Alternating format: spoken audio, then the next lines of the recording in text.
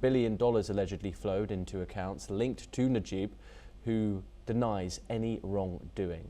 The High Court is now considering whether to convict Najib on 4 additional corruption charges and 21 counts of money laundering involving the transfer of around $539 million. Najib, now 72, has been in prison since 2022 after Malaysia's top court upheld an earlier corruption conviction, and his original 12-year sentence was later reduced.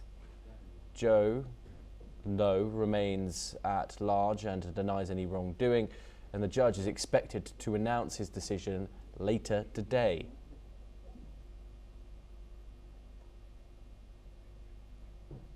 We move on once again, and Myanmar will hold a 3rd phase of voting for its general elections on January the 5th of 2026, outlining a polling plan that comes amid a raging civil war in the Southeast Asian nation.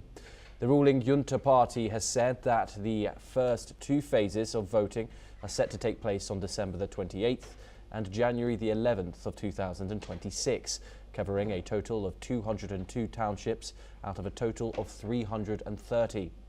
The party added that the 3rd phase will be held in 63 townships. The date for the counting of votes and the announcement of election results have not yet been declared. Now joining us for this discussion, of course, these are running up to Myanmar's elections, 3 rounds of which will be held on 3 separate dates. The first is being held on Sunday, where Myanmar will go to the polls for the first time since the military takeover in 2021. Of course, an ongoing civil war with the military rule and separatist forces, which have seen countless deaths over the past 4 years.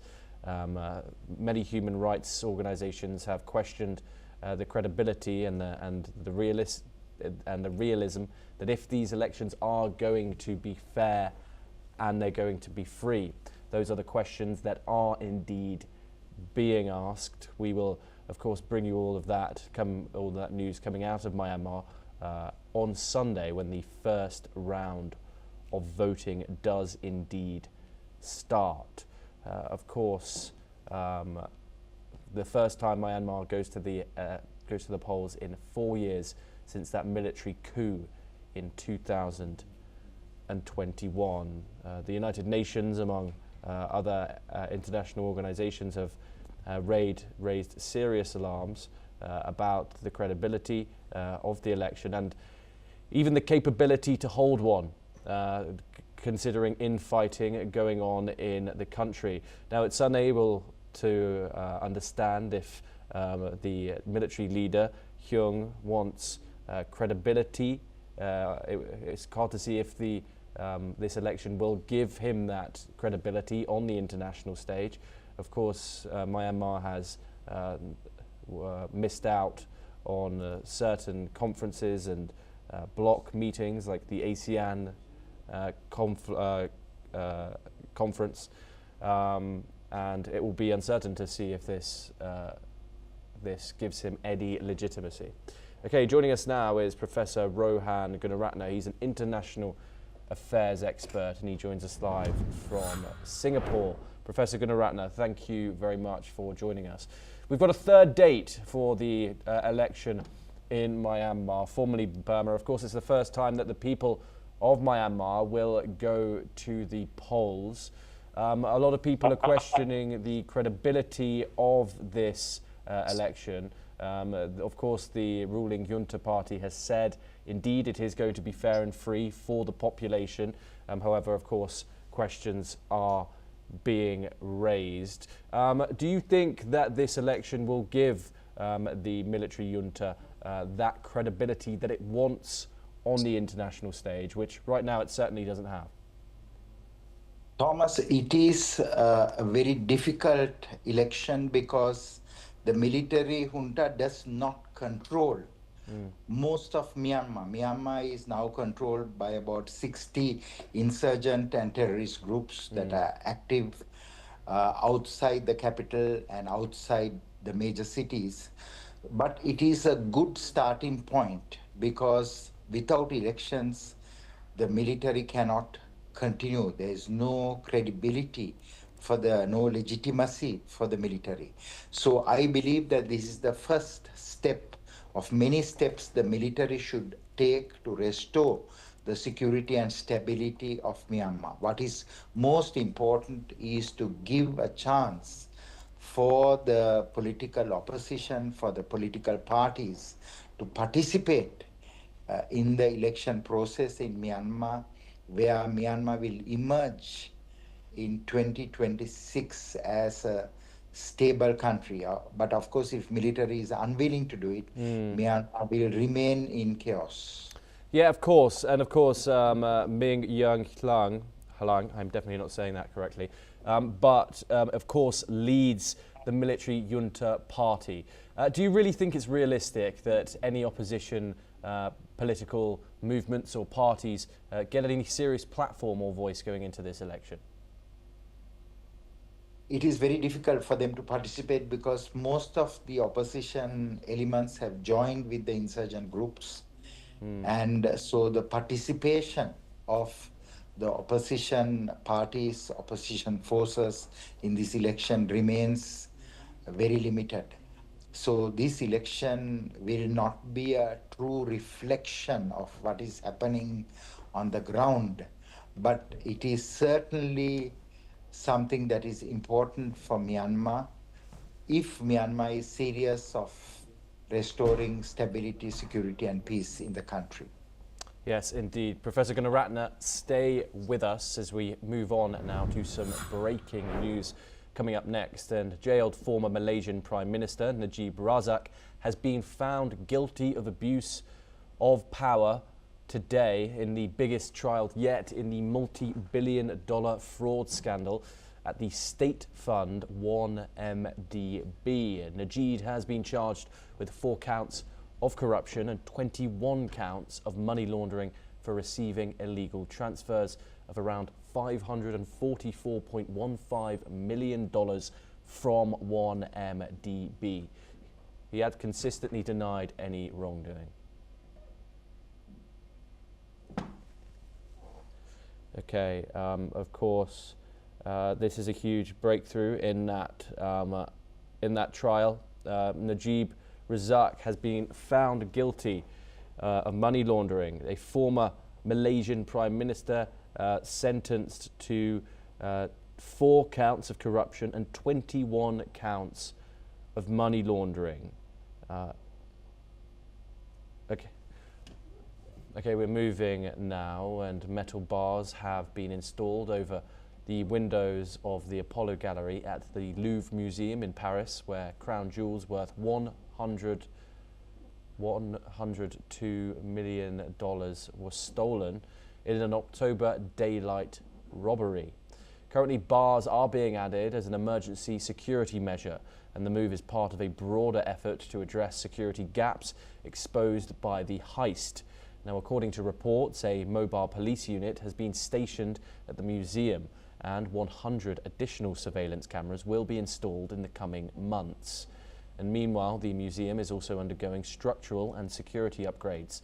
Despite the efforts, the stolen jewels remain missing, and 8 suspects have been identified until now. Okay, this comes as, of course, France and Paris, and the most visited museum in the world, is reeling from a massive jewelry heist, I should say. Of course, a huge embarrassment for Paris. French President Emmanuel Macron has said that getting these and getting to the bottom of this is certainly something in the France's national interests. The heist itself took place during the middle of the day, and there was construction going on at the Louvre, and the robbers actually used scaffolding and to climb up a window, which was indeed there wasn't enough security precautions taken in, clearly, and so this is an upscaling of that. That's what we're seeing here from the Louvre, trying to upgrade its security measures in order to prevent something like this from happening again. There's been another incident there as well, which of course saw these ancient books being damaged by more poor infrastructure problems. And so this is something that the French authorities and the French Cultural Ministry will certainly be looking at, considering the cultural importance that the Louvre is to Paris and of course France in its entirety. And of course we're going to move on now. Now, according to local officials, heavy rainstorms across large parts of California have triggered floods and mudslides, killing at least 3 people as of Christmas night. These storms have dumped up to 11 inches of rain in parts of Los Angeles County, forcing evacuations, shutting down major roads and stranding drivers in rising floodwaters. Emergency crews have carried out multiple rescues as conditions continue to worsen, with more rain expected today. California Governor Gavin Newsom has declared a state of emergency in Los Angeles and other southern counties. Well, that's all that we have time for. Keep watching NewsX World for more international updates.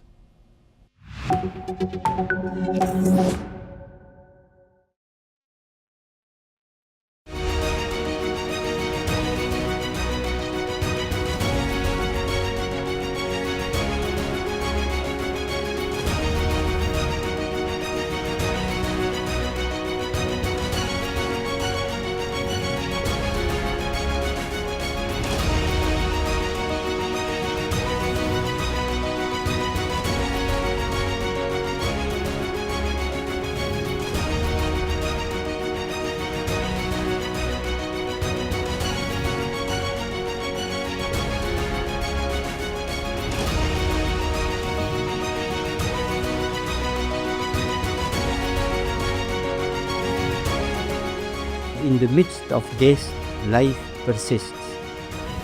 In the midst of untruth, truth persists.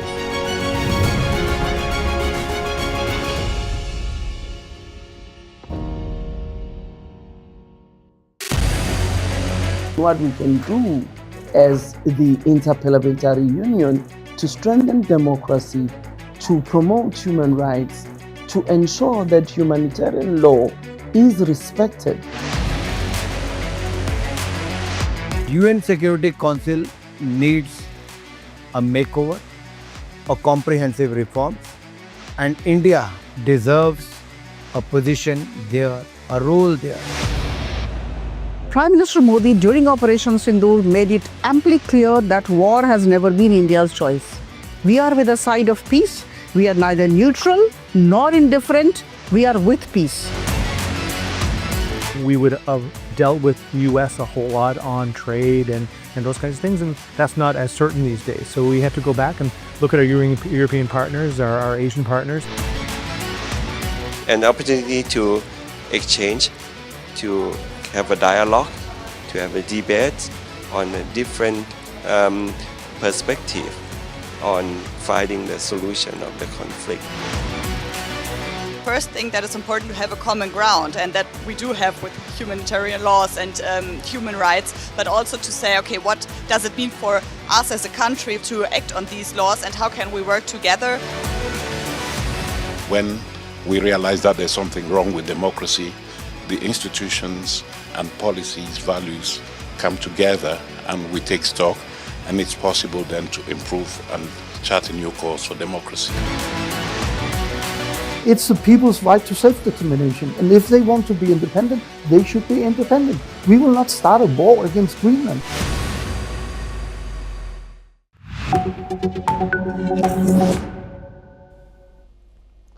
Hello and welcome, I'm Thomas Porteous and you're watching the World Report on NewsX World. Let's in fact take a look at the top headlines of the hour. The United States says it carries out air strike against Islamic State militants in northwest Nigeria at the request of the Nigerian government. President Donald Trump and the US military say the group is accused of targeting Christians in the region. Ukraine's President Volodymyr Zelensky says a call with US envoys Jared Kushner and Steve Witkoff brings new ideas on formats, meetings and timing to move closer to peace. He says he passes Christmas greetings to President Donald Trump as Moscow says it is analysing related proposals.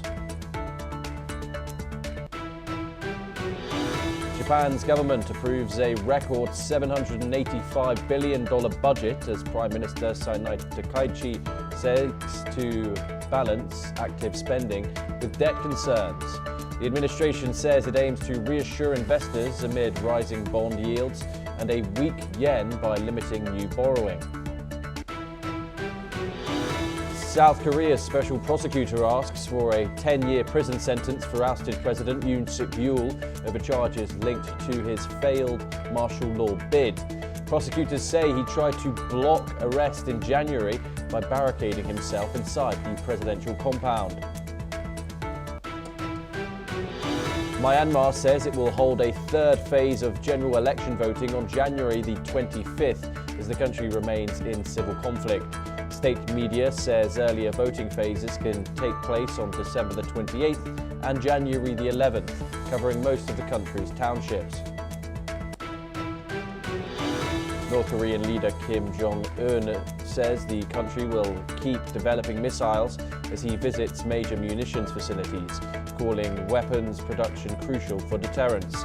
State media says he approves modernization plans for the defense industry ahead of a 2026 party congress that will set a 5-year strategy. The Israeli military says its forces kill a Quds force operative in Lebanon, identifying him as Hussein Mahmoud Mashad al-Jawari and calling him a key figure in Unit 840. Israel says he was involved in planning attacks from Syria and Lebanon and was killed in the Ansariya area. The White House says new details on President Trump's proposed East Wing Ballroom will be unveiled at a hearing next month. The project, estimated at $400 million, faces court challenges and political criticism over cost, preservation concerns and potential donor influence.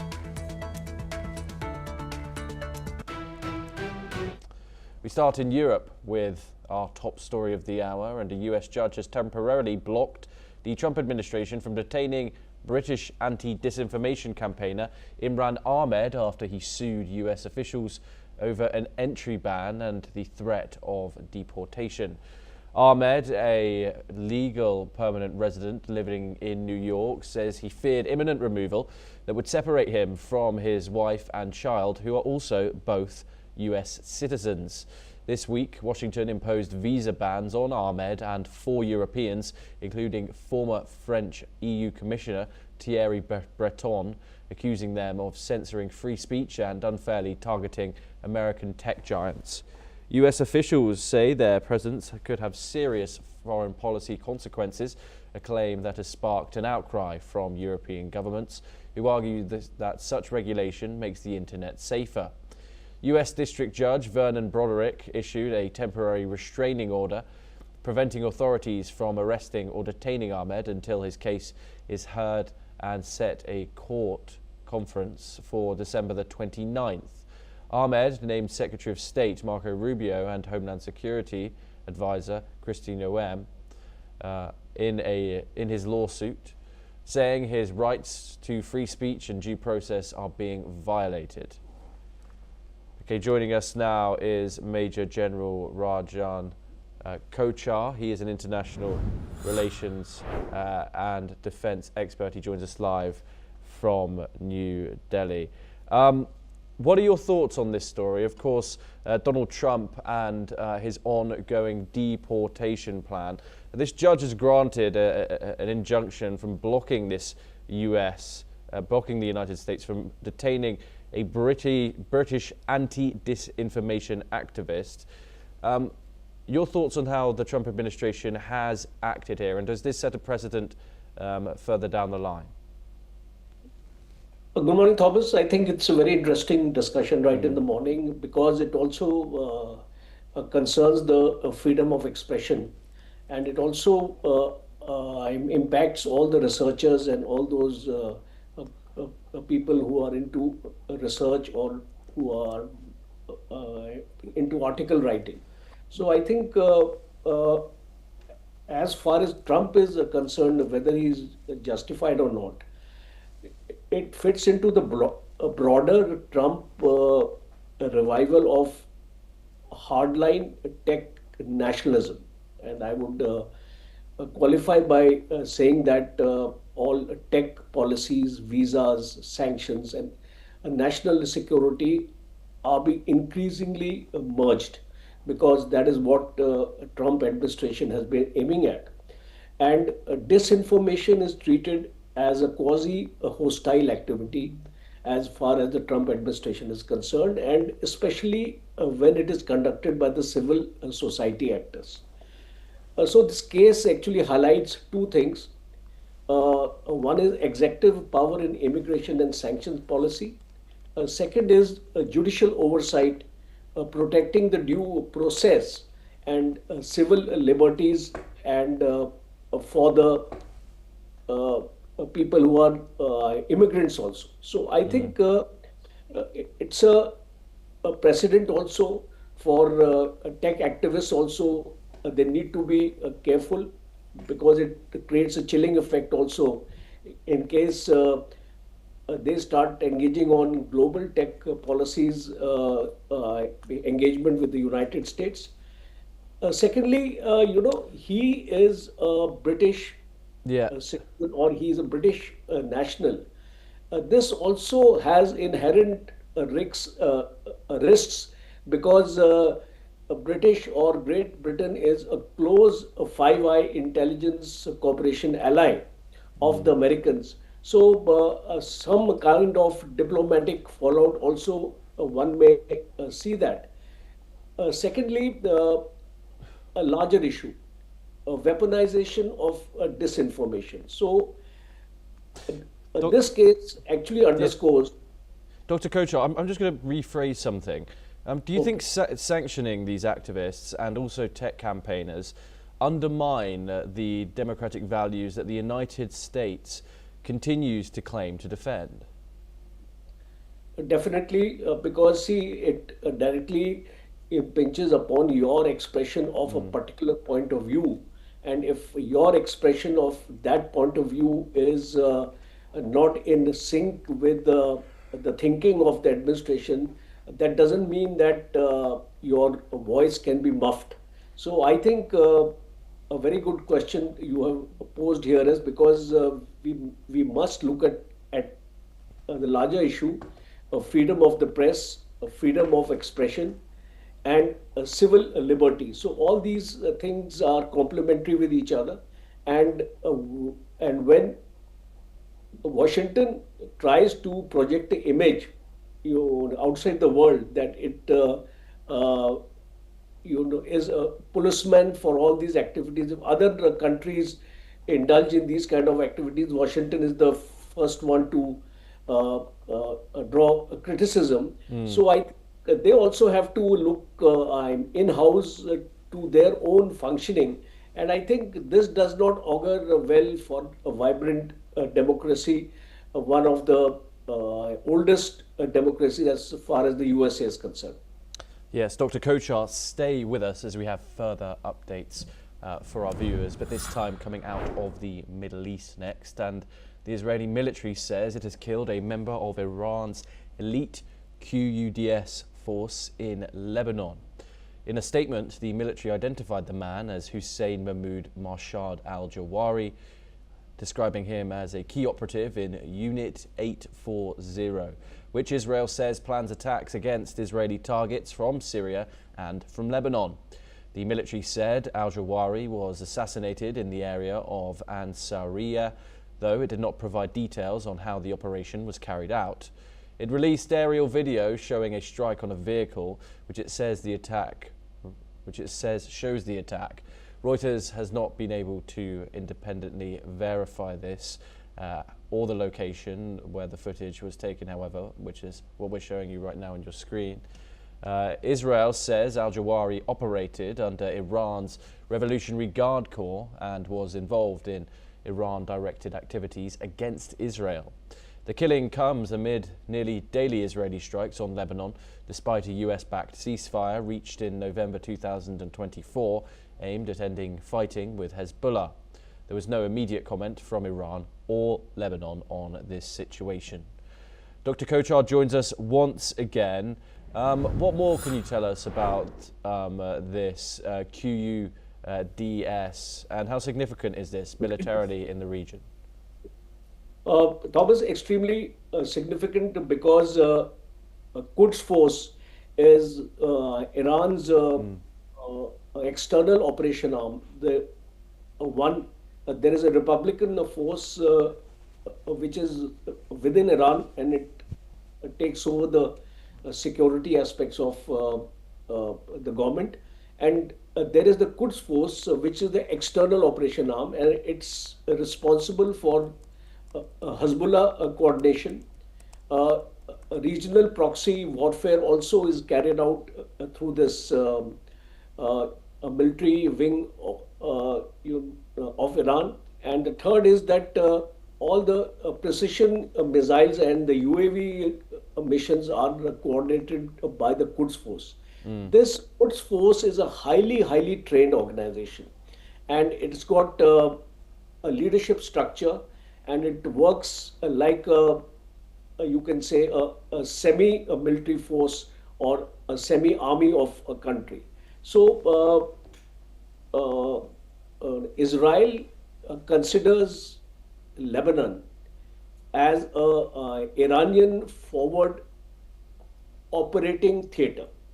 And that is what is happening today, because any kind of this movement, and we must compliment the Mossad on their intelligence network as far as this is concerned, because they are able to pinpoint and they are able to earmark any kind of such activity which takes place on the soil of Lebanon, which can be a threat to Iran, because the very fact that a senior general of this Quds force has been eliminated, yes, it shows that Israel is constantly monitoring what is happening in Lebanon, because what can happen is that in case Israel does not carry out this activity, it will not be able to give a deterrence to Iran, a domestic reinsurance to his own people that its security has been taken care of, and a warning to Hezbollah against widening the conflict, because what we are seeing is there is a broader Lebanon campaign now going on, and especially after the Gaza spillover takes place, we can anticipate something, some kind of a Hezbollah retaliation from Lebanon. So I think Israel is quite situation, and therefore Israel is trying to target whatever kind of activity emanates from Lebanon. And how do you analyse the current stability of Lebanon? Now, of course, you have Hezbollah there, which between the Lebanese government and Israel, they've said that they're wanting to disarm it. How do you analyse the security, the stability of that country currently under the Lebanese government? And of course, there's those calls for disarming. How successful? Whatever logistics used to be coming from the Iran side, Iraq side, and onwards to Syria and into Lebanon, that logistics has been to a very great extent has been curbed. So I think to that extent Hezbollah has been weakened. So in a conflict, in an ongoing conflict, it could be more of a nuisance value rather than any kind of a military value, because a large amount of their leaders have already been liquidated. It takes time to develop leadership in an organization. And secondly, their your arsenal and their your equipment and the kind of missiles Yes. they were boasting of having once upon a time have been depleted and no further replenishments are able to come. So I think Iran is trying to work out a mechanism how Hezbollah can be resuscitated. So I think that intelligence input is available with Israel, and Israel is ensuring that no kind of such movement of the Quds force takes place in Lebanon. Yes, Major General Dr. Rajan Kochar, thank you very much for joining us here on NewsX World. It's always a pleasure to talk to you and get some of your insight here on the programme. We now move on and over to the Indo-Pacific, and Malaysia's former Prime Minister Najib Razak faces judgment for his alleged involvement in one MDB megagraft scandal with a guilty verdict which is likely to add years to a sentence which is already being served. Razak faces 4 counts of abuse of power and 21 counts of money laundering related to the plunder of hundreds of millions of dollars from the Southeast Asian nation's 1MDB sovereign wealth fund, sparking probes in several different countries. Meanwhile, the verdict proceedings will be held at the Kuala Lumpur High Court in Malaysia's administrative capital, Putrajaya. Judge Colin Lawrence Sequeira will deliver the verdict in the marathon trial, which is seen as the main case in the 1MDB affair, and it involves a sum of $563 million. However, the prosecutors have stated that Najib has abused his position as Prime Minister, Finance Minister and 1MDB Advisory Board Chairman to move large amounts of money from the fund to his personal accounts more than a decade ago. Joining us now is Dr. Sanjay Kumar. He is a journalist at the Korea Herald. He joins us live from Seoul in this discussion. Dr. Kumar, thank you very much for joining us. It's always a pleasure. What more can you tell us about this case and why is it so significant? Thomas, this case is very significant because Malaysia has a kind of institutional responsibility and has to show an effort to somehow demonstrate judicial independence in the country and address the systemic corruption and the transparency, because the public trust has to be upheld because in Malaysia it is signaling not a very positive aspect of the Malaysian leadership among the public. And that is why, to restore the public trust in Malaysia, people want to see just a free and fair trial to have a judicial kind of trust. And that is why it is the duty of the Malaysian government and the authorities right now to show some example like this.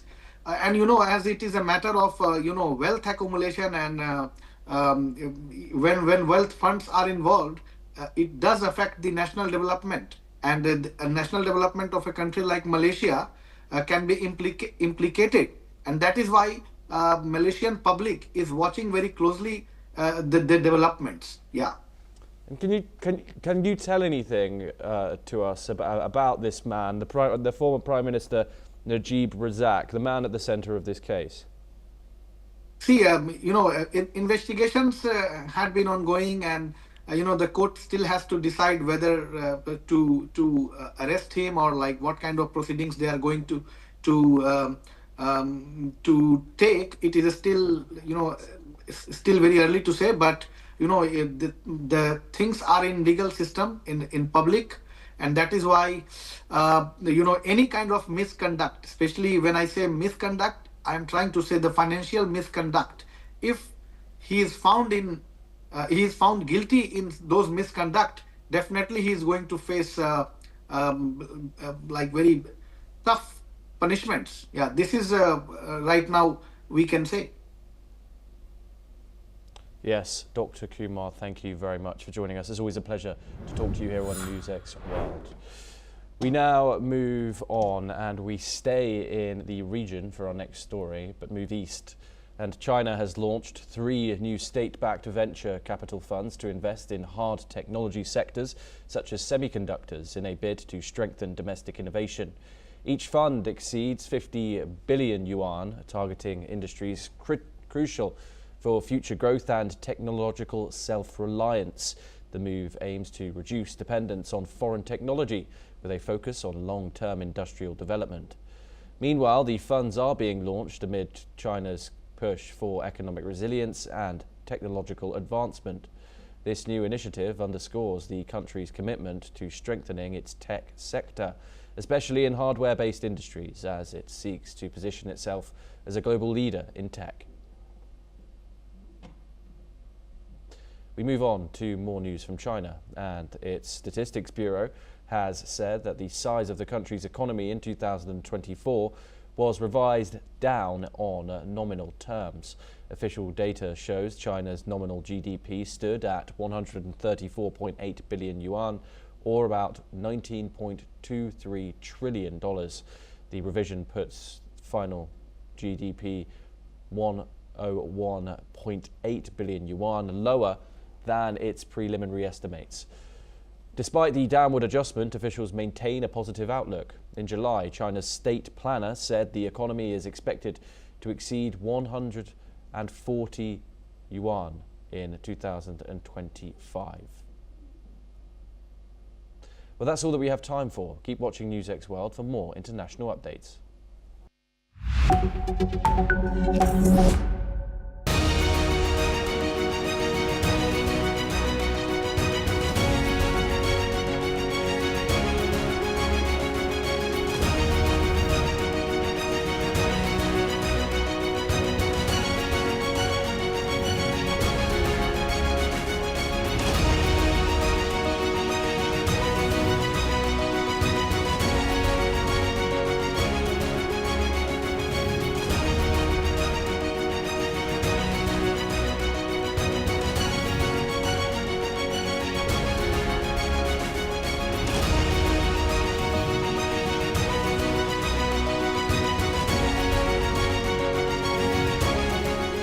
In the midst of this, life persists. In the midst of untruth, truth persists.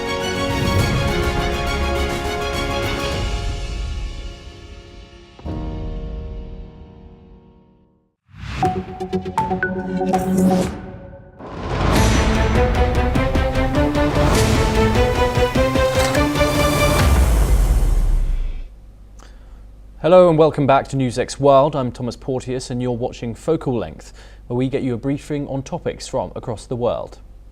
Australia is at a critical moment for public safety and national security.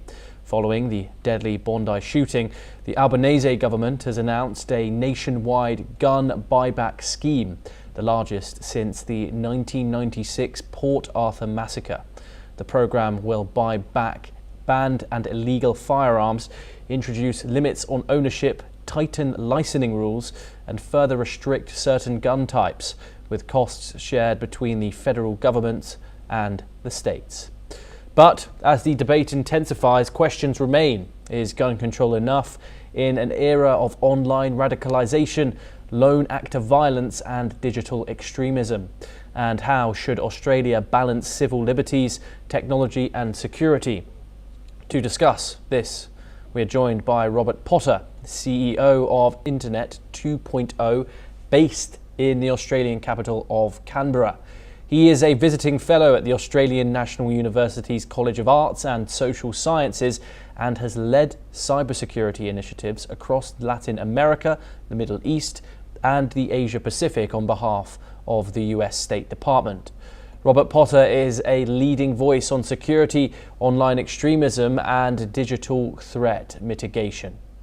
Thank you very much for joining us, Robert, here on Focal Length. It is a pleasure to have you. Of course, let's get straight into this.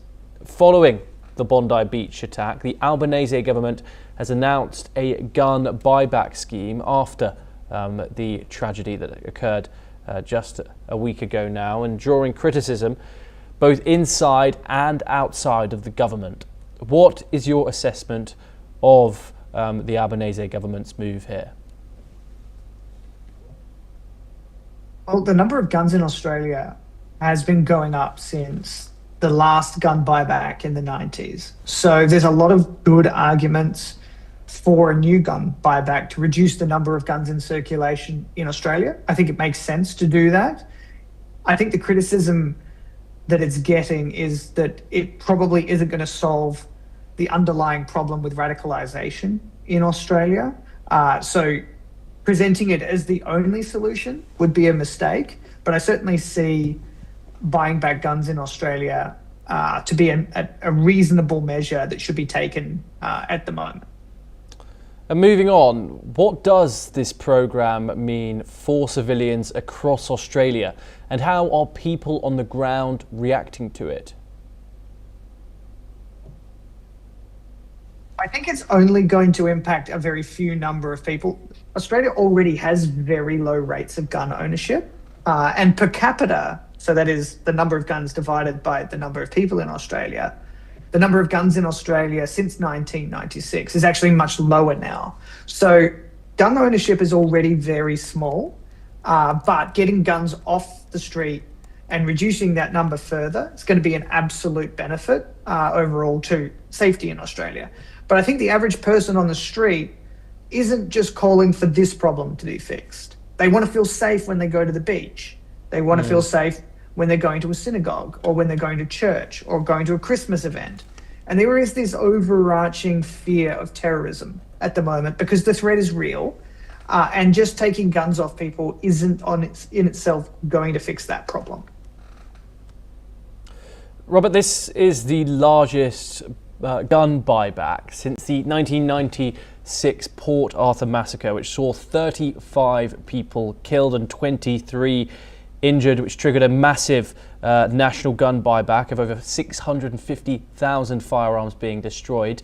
However, how will today's programme differ from the one implemented 30 years ago, especially in a far more digitalised society? And what lessons still apply now? Yeah, it means that opposition to it is going to be different this time. I think opposition is going to be more online. It's going to have a lot more international voices on it. Whenever we talk about domestic politics in Australia, the entire world seems to be commenting on it. So when you go and look at the debates online at the moment, they're different online to what I'm seeing in the streets, because every American with a Twitter account seems to have a strong opinion on Australia's gun laws. They all seem to they seem to have us not want to do any gun control in our country. So they have this massive pressure on us through comments from Americans who like their guns, who seem to be really struggling to understand why Australia takes a different point of view on gun ownership. So I think what's going to happen is there's going to be more external voices outside of Australia trying to get into our debate internally. I think it being the biggest, that makes sense. Like we shouldn't be doing these things all the time, but getting the number of guns in circulation down is a good thing. But I would expect this to be a much more vicious debate than it was last time. And it's not just going to be an Australian debate, because every foreigner is going to have an opinion on this as well. Now, the government says the cost will be shared equally between the federal government and the states and territories. What precedent does this funding model set, and how might it impact state-level law enforcement? Sure. That's a really good question. So in Australia, we already have a lot of federal policies that are jointly funded. So health and education are all already funded by both the states and the federal government. Disability funding is already done jointly between both the state and federal government. Where I think this is going to have a major impact is locally, if other states don't all want to go along with the ride. So New South Wales and Victoria, yes, I think are going to go aboard with this, South Australia, but it's not necessarily the case that every state in Australia is going to have the same equal level of passion for implementing the policy. So I think the drawback is getting consensus across all the states and territories, where not all of the governments have the same point of view on gun control, even if they all generally agree that fewer guns in Australia is a good thing. So I expect this to be harder to do when it's done jointly. Now, critics argue that focusing on gun control risks diverting attention from deeper issues like online radicalisation and intelligence failures. How should the government balance these priorities?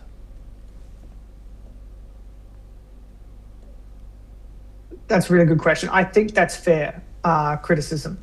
I think treating gun control as the main solution to this isn't going to fix it, because we have terrorism in Australia with legal guns. We have terrorism in Australia with knives. We've had to install barriers all over our cities so that people don't drive us over with their cars. So guns are not the only way that Australians can be victims of terrorism. And there was a bomb in the car at Bondi Beach that had to be defused separately. So guns weren't even the only way that these gentlemen were planning to kill Australians. So treating it as a simple gun issue is not going to be satisfactory to the average voter. And I suspect that there are underlying issues with radicalisation. There are underlying issues with people joining terror groups. For example, the population of Lakemba in Western Sydney, which is heavily Muslim in orientation, during the 2010s was more likely to provide a volunteer to the Islamic State than it was to join the police force or the Australian Defence Force. So those are huge issues with citizenship. And that's a massive discussion, and it's a harder discussion for Australia to have about what expectations we have on one another around citizenship. And so what I think we're going to have is a government that will attempt to solve things where there's an easy consensus, like gun control, but these harder conversations about radicalisation, we can't afford to put those off. And I think voters will penalise a government if they do try and not address these issues fully. Now, going back to the attack, it's been described as a terrorist incident, of course, with alleged links to the extremist Islamic State ideology. What does this reveal about Australia's current threat landscape? So it shows that Australia is not alone. Every country in the world has been subject to terrorism in some form or another. There was definitely a link to extremist ideology. The guys brought a terrorist flag with them to the attack. They put it in the window of their car when they did it. I think it's pretty obvious that these guys were pledged their loyalty to the Islamic State. It shows that there is an ongoing terrorism threat in Australia that relates to radical Islam. We also have other threats in Australia as well. And the problem we have is that our intelligence agencies domestically are already struggling to meet their objectives in other areas. I'll give you an example of what I mean by that. So China, for example, has deployed a huge number of consular officials, so diplomatic people to Australia, that has already changed the huge amount of resource drain on our intelligence agencies around counterintelligence. So we have to balance this massive requirement to invest in counterintelligence with this ongoing requirement to invest in counterterrorism. So this is really straining the resources of our intelligence agencies, because doing counterterrorism is a completely different mission to doing counterintelligence work. And the same agency has to split its budget against an increasingly dangerous global environment around counterintelligence, around great power rivalries of China and Russia and all the things that are happening in the world, with this threat of ongoing extremist terrorism. And so we don't quite have that balance right yet. And it shows that the threat landscape in Australia is ongoing and isn't going away anytime soon. And we need to make a real investment into our services so that they're able to meet the needs of the future and not just have to plug these gaps of trying to make sure that we're not being exploited and undermined by China, while also keeping Australian citizens safe from terrorism. Australia has recently recognised a Palestinian state, something which Israeli Prime Minister Benjamin Netanyahu blamed for this attack. It is, however, also seen a rise in anti-Semitic incidents since October the 7th in particular, including attacks on Jewish institutions and schools. What do you think the Australian government is doing to tackle these activities, and what better could have been done? I think Australia is dramatically under supporting our Jewish community. The Jewish community has been screaming out for support from the Australian government. We've had ongoing protests that have specifically targeted Jewish schools, Jewish synagogues, and Jewish shops. We've had extremist language that's insanely anti-Semitic at rallies that are supposedly about the Palestine issue. So we've had this inability of the Palestine debate in Australia to make a distinction between Jews in Australia and the state of Israel. And they've constantly targeted the domestic. What we can do as the Interparliamentary Union to strengthen democracy, to promote human rights, to ensure that humanitarian law is respected.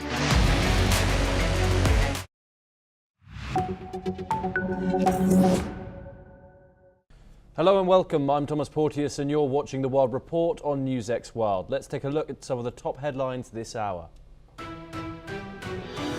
Jailed former Malaysian Prime Minister Najib Razak is found guilty of abuse of power in the biggest 1MDB trial to date.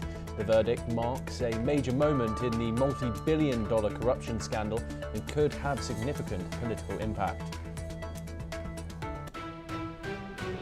South Korea's investigation into the Jeju air crash that killed 179 people is set to miss its one-year deadline for a progress report. Officials say families are still waiting for answers as they continue to demand clarity on what went wrong. The United States says it carried out a strike against Islamic State militants in northwest Nigeria at the request of the Nigerian government. The President Trump and the US military say the group is accused of targeting Christians in the region.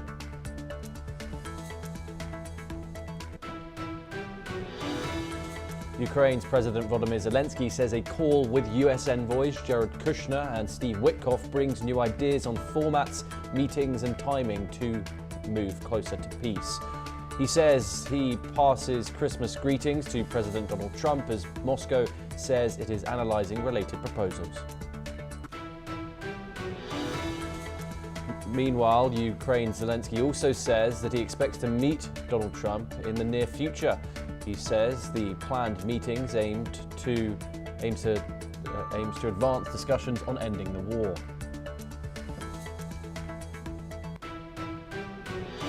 The UAE says it welcomes Saudi Arabia's efforts to support security and stability in Yemen and reaffirms its commitment to backing peace efforts. Saudi Arabia says it remains hopeful that Yemen's main southern separatist group will end its escalation. Japan's government approves a record $785 billion budget as Prime Minister Sanai Takaichi seeks to balance active spending with debt concerns. The administration says it aims to reassure investors amid rising bond yields and a weak yen by limiting new bond borrowing.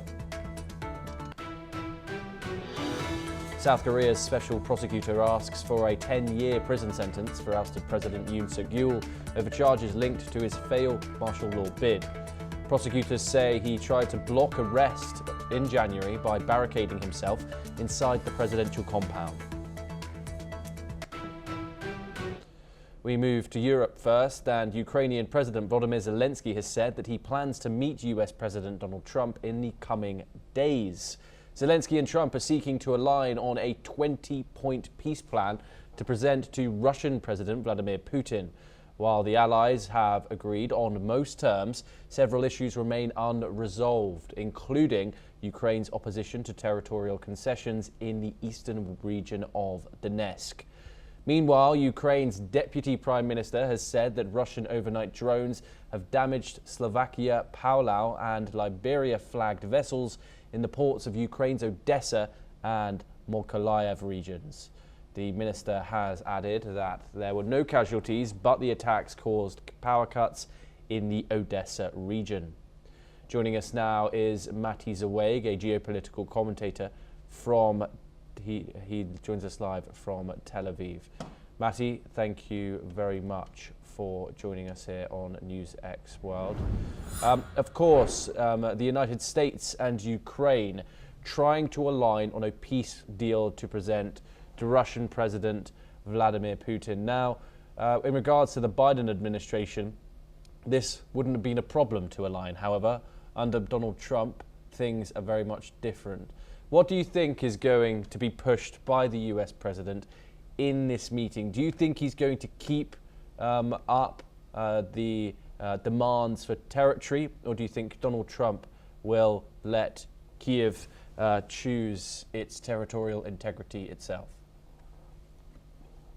Well, I think it's very clear from the first moment that Trump took the administration that he brought a different kind of view in what must be done. And the view is basically, at any means, we must do peace. We must finish this because it's good for you and it's good for me too. I mean, it's good for the States too. And he started with his tactics of humiliating Zelensky. So Putin was very pleased with that.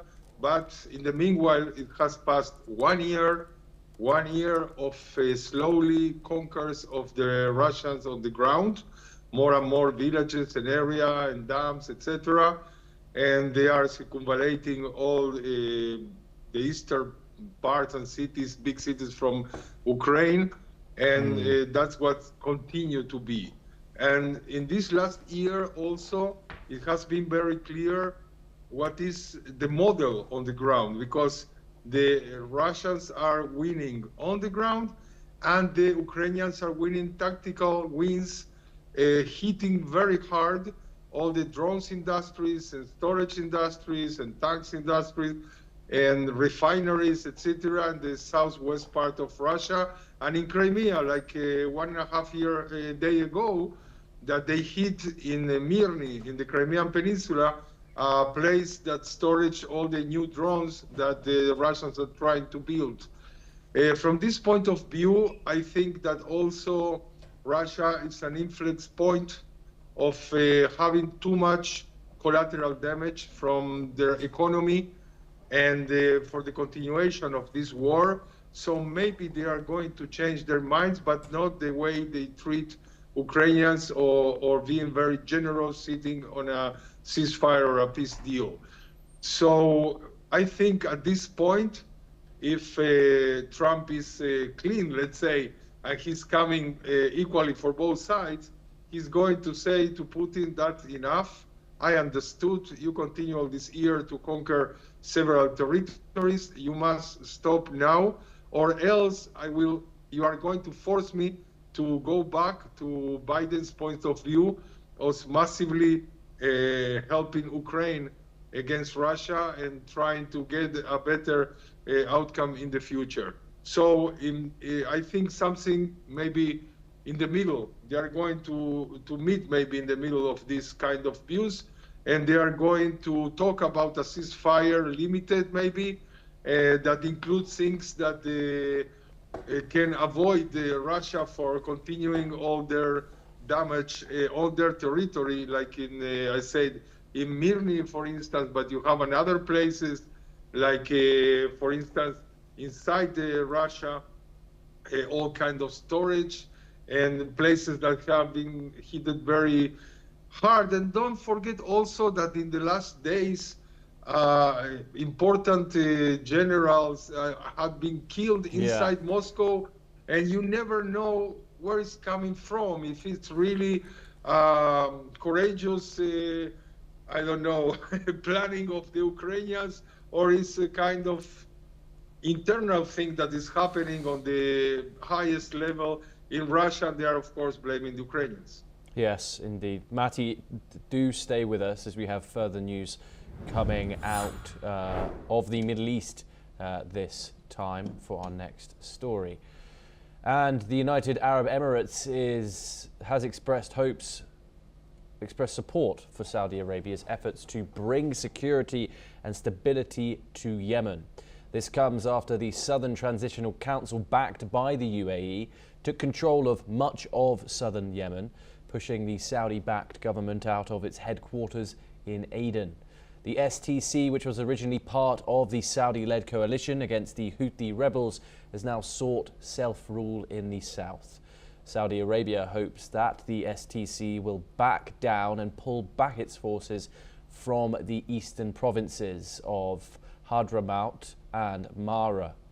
Meanwhile, Yemen's civil war, which has been raging since 2014, continues to cause devastation, with the Houthis controlling the north, including the capital of Sana'a, and the Saudi-backed government struggling to hold on to the south. This ongoing conflict has raised serious concerns about Yemen's future and the challenges facing regional powers trying to mediate peace. Matti joins us once again. Why is the UAE publicly backing these stability efforts like this, while its ally, the STC, is undermining the Saudi-backed Yemeni government on the ground? Well, about the UAE, there are sometimes reasons that publicly people don't know. I mean, years ago, more than 10 years ago, the Republic of Yemen has been divided between the Houthis in Sana'a and in other places in the north, and in the south, the legally known government from all the world, including the UN, it was also not united. It's a fact that they never helped the international coalition to really fight the Houthis. I mean, they have also their internal problems, and one of them is that the UAE was supporting one of them, the STC, and like in the past, people was very surprised that they were supporting one of the sides in Sudan. If you remember, there was a lot of problems there, and now Saudi Arabia has come to help them in this problem because the south now is divided between the legal government and this STC that has taken place, control, about the Hadramaut refinery and the Al-Mahara, and all these places has to do a lot with Saudi Arabia and Oman because the first one is like hundreds of kilometers in border with Saudi Arabia, and the second one is in the border with Oman. So they are really afraid that all these divisions and internal problems are going to affect also them, and of course are going to affect the possibility of fighting together against the Houthis in the north, that with a lot of difficulties, they have been bombed by coalitions and they have been bombed for years from Saudi Arabia, but in some ways they continue to have a grip on the power in the north, and this is going to do maybe a damage to this country, especially Saudi Arabia, so that's why they are interfering and trying to make them unite in the south against the common enemy in the north. Yeah, do you think infighting between the Saudi-backed and UAE-backed forces hand the strategic advantage to the Houthis in the region, of course, in the region that they have in its entirety?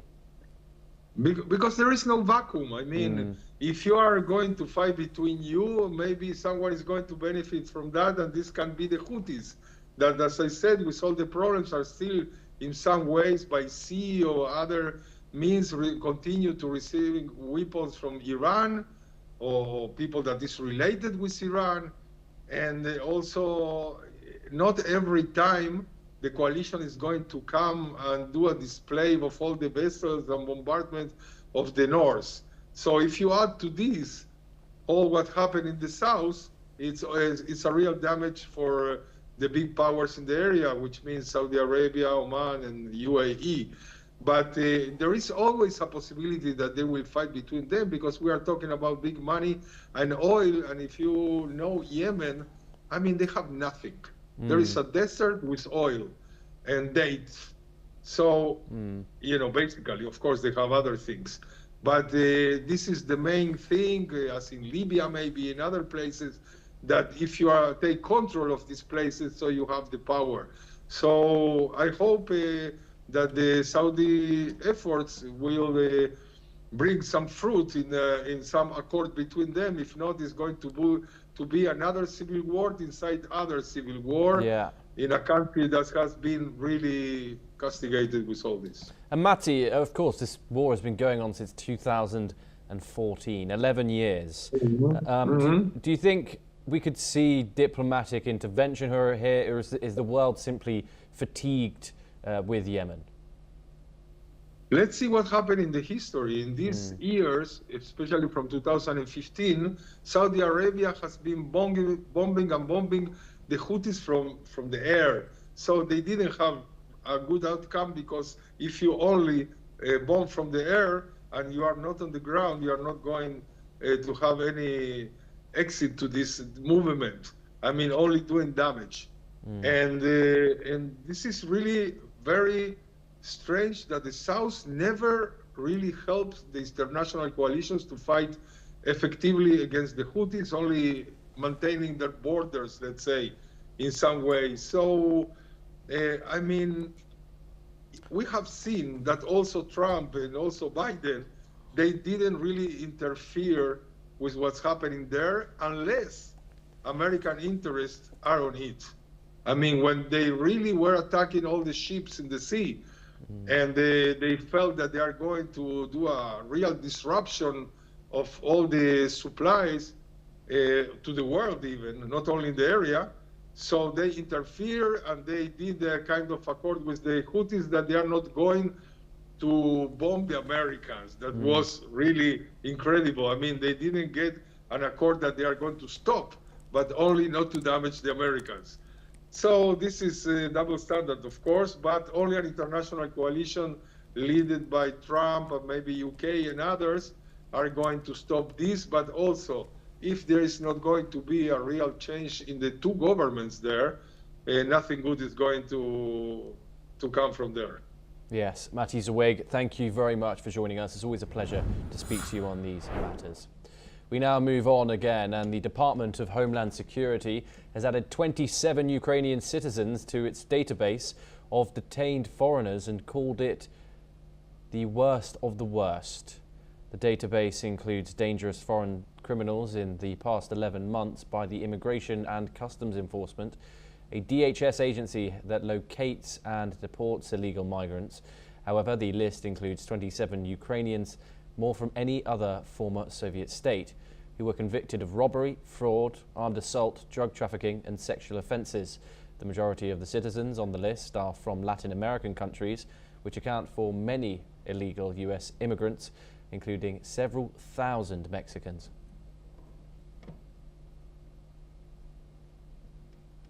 We move on now, and silver has surged to $75 an ounce for the first time, as gold and platinum also hit record highs. Driven by speculative buying, expectations of US interest rate cuts and rising geopolitical tensions. Spot gold climbed nearly 1% to above $4,500 an ounce after touching a fresh all-time high earlier in the session. Silver jumped almost 4%, briefly topping $75. Analysts say thin year-end trading, a weakened US dollar, and an expectation of prolonged rate cuts are fueling momentum across precious metals. Gold is now back on track for its biggest annual gain since 1979, while silver is up more than 150% this year, far outpacing gold. Platinum also surged more than 9% to a record high, with palladium extending gains as tight supply and strong industrial demands lift prices. With trader pricing in further US rate cuts this year, analysts say non-yielding assets like gold and silver are likely to remain well supported in the months ahead. Okay, we're now joined by Sharad Kohli, a senior economist, and he joins us live from New Delhi. Sharad, it's always a pleasure to talk to you. Thank you very much for joining us. Of course, in this world of geopolitical tensions, among other issues, people fall to precious metals, gold, silver. Why is this happening as of now, Sharad? Well, greetings, Thomas, to you and NewsX World viewers. I think, yes, indeed, gold seems to be having a gold run at this point of time, and so is silver. Silver is outpacing gold for that matter. Well, the special thing about silver is that there is a lot of industrial demand in silver. You know, the EVs, the solar batteries and the semiconductor chips. These are the three products which are using silver for production. So about half of the silver goes into these products. And gold, of course, as you rightly mentioned, geopolitical tensions are helping the cause. We see Russia, Ukraine, the war is aggravated. Tensions between America and Venezuela. Occasional tensions between Thailand and Cambodia. So the world seems to be heading for a war, as they say. So gold and silver love this kind of scenario. And they are enjoying their run for that matter. And of course, as you rightly said, the Fed rate cuts. So every time there's a Fed rate cut, people switch from fixed return investments to investments like gold and silver to protect themselves against inflation and so many other factors. And another important thing, Thomas, which we should not forget is that there is a lot of speculation which goes into gold and silver. There's a commodity market in New York, which is called the COMEX. And there's a commodity market, for example, in India. And then in London, there's a London bullion market also. So in all these countries, most of these countries, shall I say, there are commodity markets where there's a lot of paper trading which is done. We call that as contractual trading. It is also called as the derivative trading. So tons and tons of gold and silver are traded in derivatives markets also. You'll be surprised to know that 80 to 85% of gold and silver trading is not backed by real gold and silver, which means that people need to be careful because in the derivative market, people can take bets either way. So there can be correction. But yes, long-term trends for both these metals seem to be bullish at this point of time. Listening to us, I would advise people to please consult their investment advisor. This is not an investment advice we are giving. But yes, the undertone is bullish. And over a period of time, I'm expecting both gold and silver to be rising. So people who are wanting to invest, they should keep it for a long term. And they should do it in smaller pieces. But yes, overall, I think gold and silver are really outshining all the other asset classes at this point of time, Thomas. Sharad, thank you. As always, it's a pleasure having you on the programme, explaining things with such clarity there. We move on now for our next story, and China's market regulator has announced fresh action against what it describes as illegal behaviour in the solar industry. The regulator said it will strengthen enforcement to safeguard fair competition and keep the market in order. China is the world's largest producer of solar panels. However, the sector has been facing problems in recent years. These include price wars over capacity and accusations of unfair pricing that have hurt smaller firms. Authorities have also warned companies against collusion, price manipulation and rule violations. The latest statement signals tighter oversight as Beijing tries to stabilize the industry and ensure long-term growth while keeping competition fair. We move on now, and Japanese Prime Minister Sanai Takaichi's cabinet has approved a $785 billion budget for the coming fiscal year, aiming to strike a balance between her proactive fiscal policy and debt blowout concerns, limiting new bond issuance. The budget for the year starting from April to be submitted to Parliament early next year will total a record of $784 billion, exceeding this year's initial budget of $737 billion. The Takaichi administration also compiled a record defence budget of over $57.89 billion for fiscal 2026, an increase of 3.8% from the previous year. Meanwhile, the Japanese government spokesperson, Minoru Kihara, has responded. Let's listen in to what they had to say. このように令和8年度予算ですが、重要施策に予算を重点化しつつ、財政規律にも配慮し、強い経済の実現と財政の持続可能性を両立させる予算とすることができた、そのように考えているところです。また、防衛力強化など、従来から財源を確保して、複数年度で計画的に取り組んでいる重要政策について、引き続き予算を増やしております。特に GX 半導体については、特別会計において、当初予算を1兆円増額しております。We stay in East Asia for our next story and move over to the Korean Peninsula, and frustrated relatives of victims of the Jeju air crash that killed 179 people are still demanding answers as a South Korean investigation into the accident is set to miss a one-year deadline to release a progress report. Two officials have said that the country's Accident Investigation Board will not be in a position to release the interim update by the first anniversary, the December the 29th, of the worst aircraft accident in South Korean history. On December the 29th, 2024, the Boeing 737-800 made an emergency belly landing at the Muan airport and overshot the runway and then slammed into a concrete embankment and erupted into a fireball, killing all but 2 people on board. The government-led Aviation and Railway Accident Investigation Board said in a preliminary report in January that both of the plane's engines had sustained bird strikes. The pilot shut off the less damaged engine after the bird strike, investigators said in a July update that was not released publicly due to objections from victims' families. 그냥 이런저런 의심만 더 커지고 있는 것 같아요. 그런 와중에서 1년이 되고 그냥 답답함만 계속 커져가고 있는 것 같아요. 그만큼 시간이 지나면 정말 어떻게 보면 내일이 아니니 기억에서 잊혀지는 건 당연한 것 같고, 근데 한편으로는 제가 이제 입장이 바뀌어서 유가족이 돼 보니 어떻게 이런 사고인데 이게 이렇게 빨리 잊혀질 수가 있지? 그리고 좀 되게 이 단어를 뭐라고 표현을 해야 될지 모르겠어요. Well, that's all that we have time for this hour. Keep watching NewsX World for more international updates.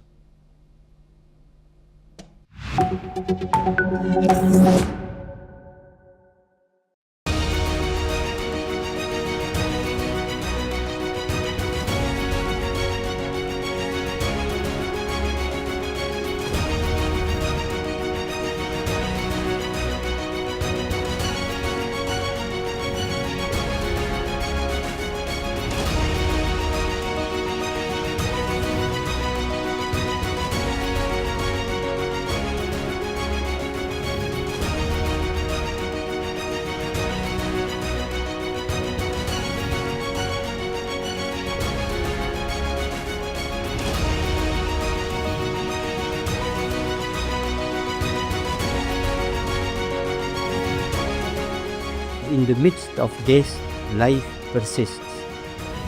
In the midst of untruth, truth persists.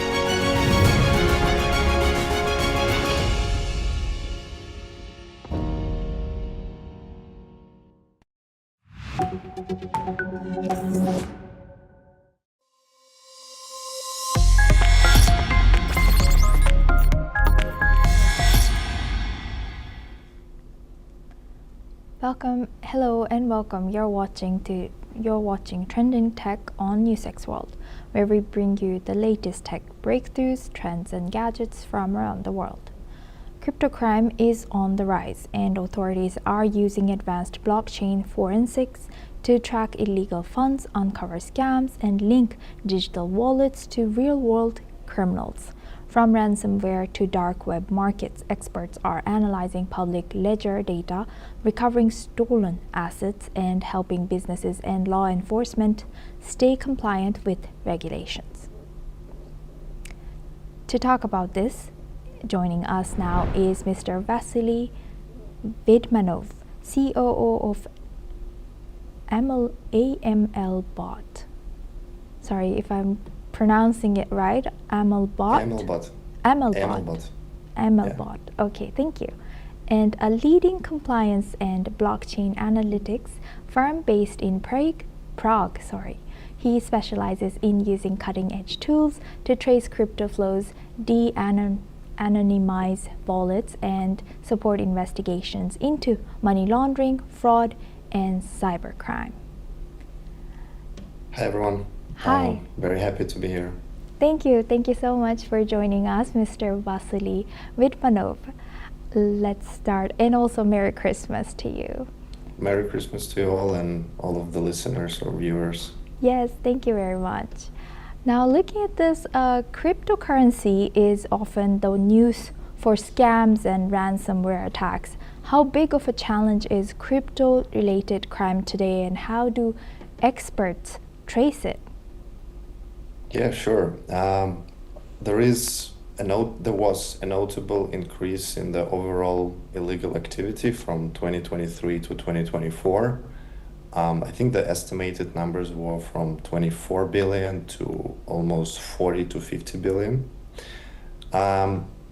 2025 is not over yet, so we have incomplete data because in crypto you never know. But already in 2025 it's estimated that $3.4 billion were stolen as a result of the hacks. Interestingly enough, 60% of those were stolen from services such as exchanges or decentralized protocols, and the rest were stolen from the private wallets of the private users. It's also important to notice that in 2025 we had one of the biggest hacks, not only in crypto but overall in the world, even in the fiat world, where $1.5 billion were stolen by the North Korean hackers from an exchange called Bybit. So that, of course, was a major incident that everyone was tracking. When it comes to tracing the stolen or illegal funds, here where the firms like AMLBot comes into play, and it's done using a software that relies on blockchain analytics. So in essence, the software helps you to visualize the blockchain flows, and it helps you to map the chain of transactions. So you see the movements from the compromised wallets to the other wallets and ultimately to the service providers such as exchanges or exchange services or decentralized protocols. And then the law enforcement, once they see that the funds on blockchain are moving to a certain service, then this is a time for them where they can issue a subpoena and take a freezing or seizure action. So that's how it's done. Very enlightening, Mr. Vidmanov. You've already kind of touched down on this, but my second question is that many people believe blockchain transactions are completely anonymous. Is this actually true? It may seem like that, but it's not true. So the blockchain overall is pseudonymous. It's not anonymous. So of course, when people look at the blockchain or look at the blockchain wallets or blockchain transactions, at first what they see, so if you look at the cryptocurrency wallet, you just see a string of numbers and letters, right? And then you send, I don't know, one Bitcoin to another string of numbers or letters. The thing about blockchain is that all of the transactions, all of the balance changes, so to speak, they stay permanently on blockchain. So you can see all of the activity by all of the wallets ever conducted. So blockchain analytics, they actually help to make sense of this. In essence, if we look at the blockchain, what we can see is that there are two types of wallets. So there is a private wallet. So for example, me and you sending crypto to each other or to somewhere else. Typically the private wallets, they have less transactions, usually like up to 100, and also a lesser volume, right? And then there are, of course, the service wallets. This is the wallets of exchanges, of mixers, of dark markets, of payment processors. And those wallets actually have way higher activity. So they have way more transfers and they have very high volume, millions, sometimes billions. So the main role of blockchain analytics is to cluster the service wallets together. For example, you take all of the wallets of a cryptocurrency exchange, Binance, and you cluster them together, meaning that you put them together and you create a cluster Binance centralized exchange. The same can be done with an illicit service, for example, with a mixer or a dark market. You just put them in the different category of a high-risk wallet. So then when a law enforcement or investigator is analyzing the flows, he or she is basically looking at the flow of transactions between private wallets to the service wallets. And of course, this is how, again, the action can be taken. This is how the analytics can be performed. This is how the graphs can be built. And this is how you can de-anonymize blockchain to a certain extent. Very interesting. The criminals often use tools to hide or mix their cryptocurrency. How do we track these hidden flows? Yeah, of course. The use of mixers, it is a problem because initially the mixers, they were kind of in line with the main idea of the cryptocurrency, of anonymity, self-sovereignty, and so forth. However, with the rise of the crypto crime, they've been intensively used by the criminals to avoid detection, because the criminals know that once they steal something, that can be seen on blockchain, and the law enforcement or investigators will follow the trace in a sense. So when you're using a mixer, essentially what you're doing is you depositing the funds, and then those funds they get bundled or mixed together and then withdrawn from the mixers to a different wallet, not the same wallet that's sent to a mixer, and sometimes even on the different blockchain. So of course this activity makes detection hard, but it's hard, it's not impossible. And there are a few factors that can help to demix, so to speak, again, due to the nature of the blockchain, because even though the funds are in the mixer, the output from the mixer is still on-chain. So you can apply behavioral analytics, you can apply the time-based analysis, and most importantly, pattern recognition. Because the criminal groups that are using mixers for money laundering, they usually choose a distinguished pattern that happens before and after the mixer. And by analyzing the inputs to the mixer and outputs from the mixer, an experienced investigator usually can find a link and then match the inputs and outputs. There is another thing that I would like to mention. Since mixers are considered a high-risk entity, like so a high-risk cluster, and most of the centralized exchanges, I would even guess like 99% of the centralized exchanges are using blockchain analytics. Once they detect that some of the users are receiving funds from a cryptocurrency mixer, they will freeze those accounts, freeze those transactions, and they will ask the users for a source of funds. So they will ask the users to prove where they got those funds. And of course, if you're a genuine user who is using a mixer for privacy, you will be able to show where you got the funds. And if you're a criminal, then it will be hard for you. So my point is that even if you are using a mixer and you're successfully used it, then you have now even harder task to further send those funds to some exchange or service, because as I said, in most of the cases, they will freeze those transactions. Very interesting. And Mr. Vidmanov, when blockchain investigators uncover illicit activity, like you mentioned, following